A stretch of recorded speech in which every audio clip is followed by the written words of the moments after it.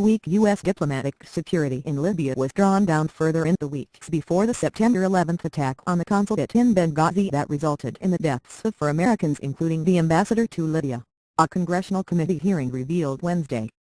And the attack that led to Ambassador Christopher Stevens's death was not a case of a mob demonstration that turned into a violent assault by opportunistic extremists, as originally thought, State Department officials said. Instead, it was a well-planned attack carried out by a group of heavily armed men.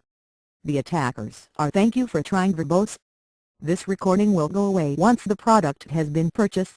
Now thought to have been organized by a Libyan Islamist extremist group loosely affiliated with Al-Qaeda. The politically charged hearing, called by the Republican chairman of the House Committee on Oversight and Government Reform at the height of a presidential campaign in which the Benghazi tragedy looms increasingly large, included testimony from the State Department's top security officials.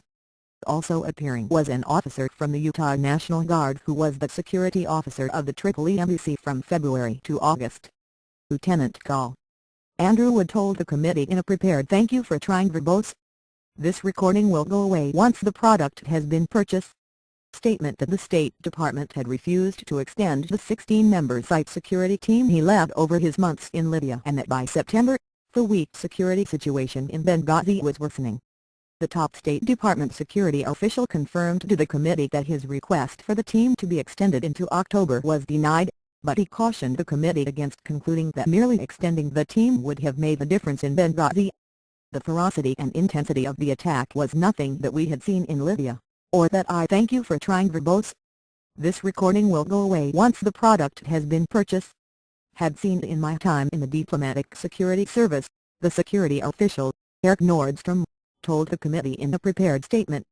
He said that an extra half-dozen guards or agents would not have enabled us to respond to that kind of assault.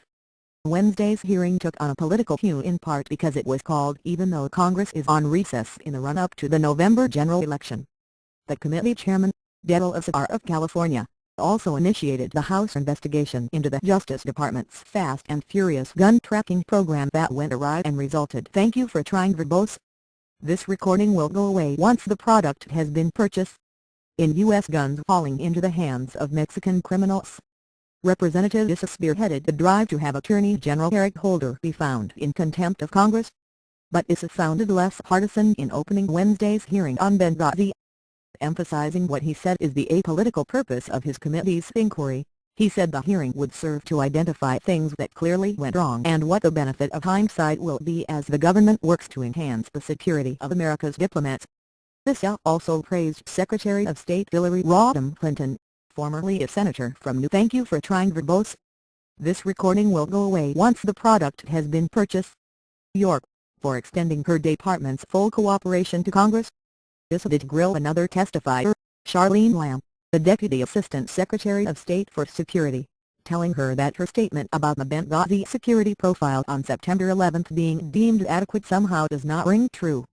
Democrats countered that the hearing was blatantly political, and they charged that if Republicans were sincere about their security concerns, they should first restore recent cuts to the State Department's security budget.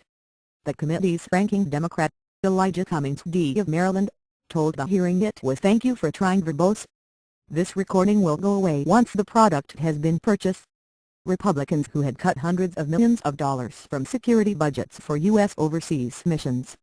A few conservative critics have called for Secretary Clinton to resign over the Benghazi attack, saying the State Department was lax and unprepared in an environment of high instability.